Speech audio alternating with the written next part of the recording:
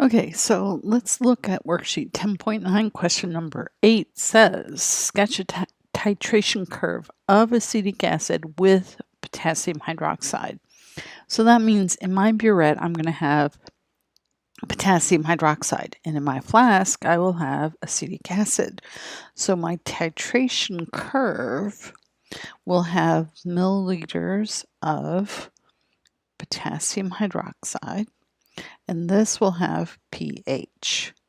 And we're going to start with 0 milliliters of KOH. And let's say we go up to, let's go up to 40 milliliters of KOH. So I'm just going to roughly sketch this. This would be 20. This would be 10. So pH is going to also start at 0 and go up to 14. And so 7 looks like it's about there. And so the Ka, they don't give me an idea of what concentrations I'm going to use, so I'm going to just start here.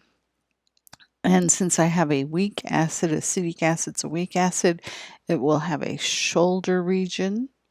It will then level off, it will then come up, and then it'll come over here. So maybe I should move that to like 12.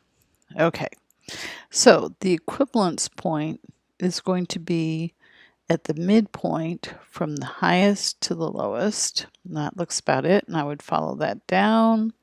And that looks like it's right at my 20 milliliters. So this would be my equivalence point.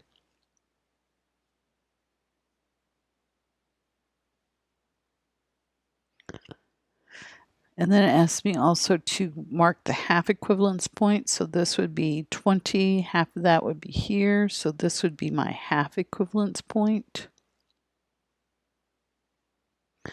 Then it asks for me to write, where is there a buffer? There's a buffer from here to about here. This would be my buffering region.